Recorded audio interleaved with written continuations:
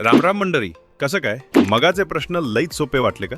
बर, मग आता हे घेऊन आलोय तुमच्यासाठी खास कठीण काठिण्य पातळीचे प्रश्न, डोकं खाजवायला लावणारे आणि थेट मेरिट लिस्टमध्ये नेणारे. चला बघूया कोणाची विकेट पडतीये आणि कोण षटकार मारतंय. प्रश्न 1. महाराष्ट्रातील सह्याद्री पर्वत रांगेचा विस्तार दक्षिण उत्तर किती किलोमीटर आहे? अ. 650 किलोमीटर, ब. 720 किलोमीटर, क. 440 किलोमीटर, ड. 850 किलोमीटर.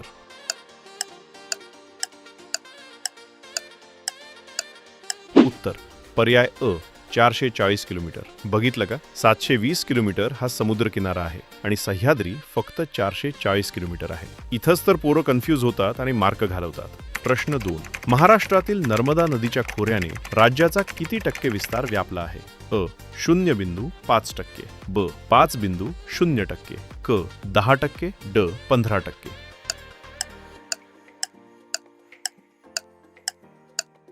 उत्तर पर्याय अ. 0.5%. अरे बाबा, नर्मदा नदी महाराष्ट्राच्या फक्त उत्तर सीमेवरून म्हणजे नंदुरबार मधून थोडीशीच वाहते. नदी मोठी असली तरी आपल्या वाट्याला फक्त 0.5%च आहे, ध्यानात ठेव. प्रश्न 3. तापी आणि पूर्णा नद्यांच्या खोऱ्यात कोणत्या प्रकारची जमीन आढळते? अ. जांभी मृदा, ब. गाळाची सुपीक मृदा, क. चुनखडीयुक्त जमीन, ड. खारवट मृदा.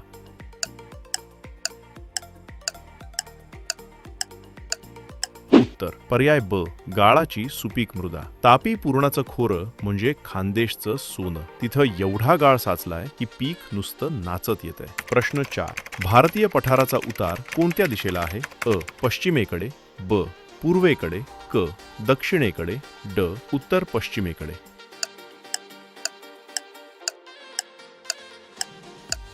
उत्तर पर्याय ब. पूर्वेकडे. तुम्हाला वाटत असेल सह्याद्री पश्चिमेला आहे म्हणून उतार तिकडं असेल, पण सगळं पाणी बंगालच्या उपसागरात जातंय म्हणजे उतार पूर्वेलाच असणार ना गड्या. प्रश्न 5. अस्तंभा हे सातपुडा रांगेतील सर्वोच्च शिखर कोणत्या जिल्ह्यात आहे?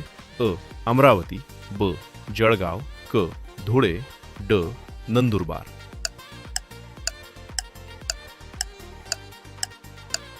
उत्तर पर्याय ड. नंदुरबार. सातपुडा म्हटलं की लोक मेळघाट आणि अमरावतीकडे पळतात, पण अस्तंभा आपल्या आदिवासींच्या नंदुरबारमध्ये डोकं वर काढून बसलंय. प्रश्न 6. कोल्हापूर ते गोवा दरम्यान कोणता घाट लागतो? अ. फोंडा घाट, ब. आंबोली घाट, क. बोर घाट, ड. थळ घाट.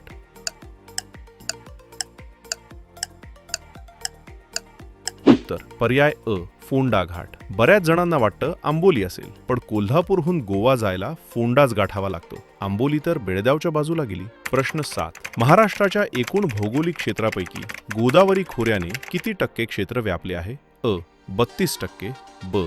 49%, क. 15%, ड. 60%.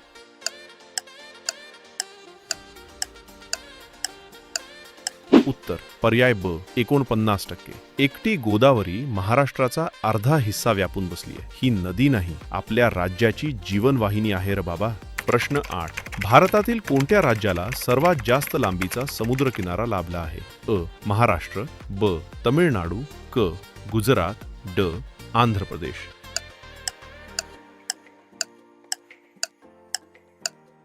उत्तर पर्याय क.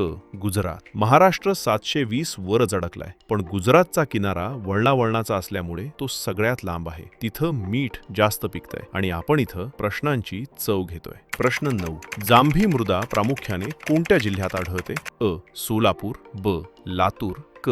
रत्नागिरी, ड. नागपूर.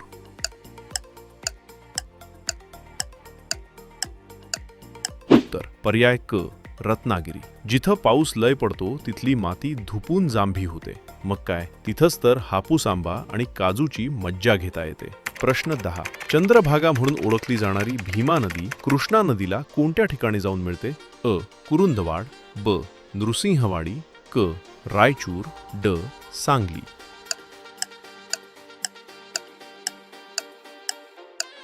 उत्तर उत्तर पर्याय क रायचूर. पंढरपुरातली चंद्रभागा महाराष्ट्राबाहेर जाऊन कर्नाटकात रायचूर जवळ कृष्णा नदीला भेटते.